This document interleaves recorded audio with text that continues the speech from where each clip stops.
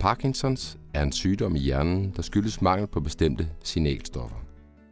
Hjernen skal bruge signalstofferne til at styre kroppens bevægelser, og medicin kan afhjælpe manglen.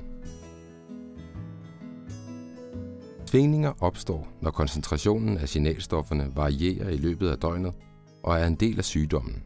Svingninger kan variere fra dag til dag, være mere eller mindre udtalte og omfatte både ukontrollerede bevægelser og at du går i stå. Målet med behandlingen er at understøtte, at du har et godt liv med sygdommen. Derfor er det vigtigt, at du fortæller lægen, om du har svingninger, fordi medicinen i givet fald bør tilpasses. Tænk derfor over, om du kan gøre det, du gerne vil, når du vil. Det kan være en god hjælp at føre dagbog over en uges tid, for at få overblik over, om du har svingninger. Her kan du notere, når du oplever, at der er noget, der ikke er, som det plejer at være. Det vil sige, at du har ukontrollerede bevægelser eller går i stå. Og noter også i, hvor lang tid det står på.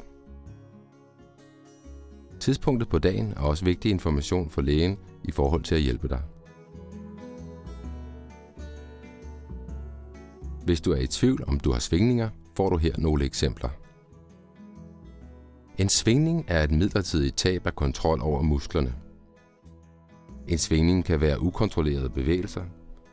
Selvom du ønsker at sidde stille, kan du i en kortere eller længere periode opleve, at du ikke kan styre dine bevægelser. Det kan også være, at du oplever, at fødderne kortvarigt fryser fast, og du er ude af stand til at bevæge dig. Spørg dig selv, om du altid kan gøre det, du vil, når du har behov for det.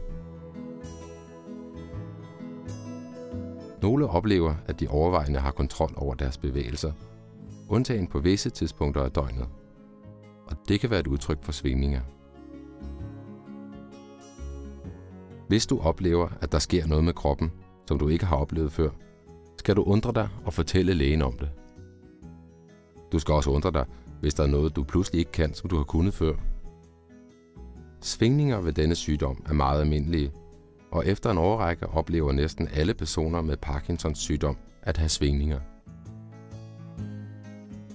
Det kan være, at du gradvist har vendt dig til forandringen. Du kan spørge dig selv, om du kan gøre de samme ting, som du kunne for et halvt år siden, eller om der er noget, du afstår fra, fordi du er bange for, at du går i stå. Fortæl da lægen om det.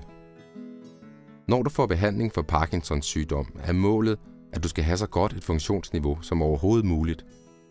Og derfor er det vigtigt, at du er åben og fortæller lægen, hvis der indtræffer en forandring. Det, der er vigtigt for dig at vide, er, at man godt kan gøre noget ved svingninger.